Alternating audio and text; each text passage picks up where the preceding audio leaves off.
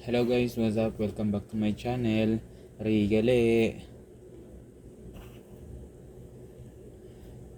In this video, I will present to you this mini portable sewing machine. If you are new to my channel, before we will proceed, click the subscribe button and hit the notification bell. I do make a lot of videos regarding or based on the what is the newly released trending items of your generation. So if you are interested to show this what is inside, just comment down below #yes. Okay, so without any further ado, buksan na po natin yung ating sewing machine.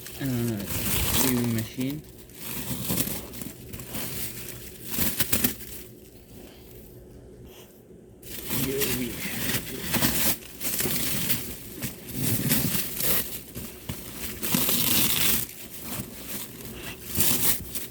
see it already. Okay, so we have here one handy stitch portable cordless sewing machine, and you have here this mini sewing machine also, and another type. Okay, so first in this video I will let me show to you this handy stitch handheld sewing machine. This is portable. Okay, this is battery operated or battery powered. This is portable and cordless handy stitch sewing machine.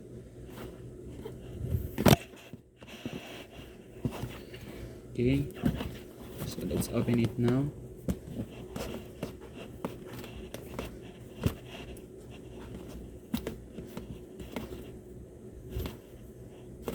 It's a bit a little hard here. Okay, so here we go. We have here his accessories. This spindle, needle threader. These extra needles have also, and the extra bobbins with the thread.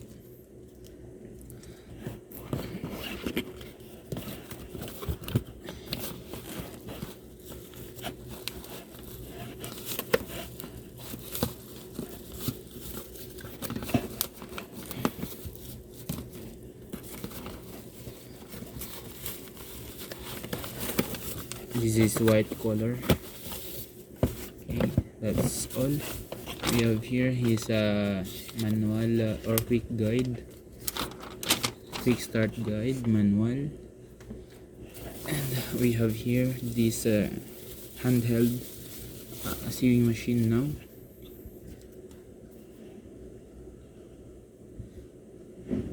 Okay, so here is it.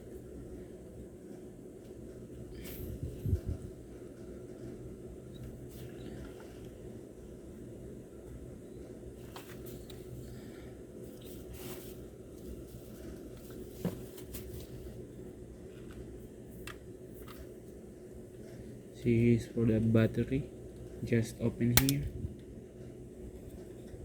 and put the 4 battery for your handheld sewing machine. Okay, it needs a 4 battery. Okay, so if you have already this battery inside, just lock it again, just push and push back.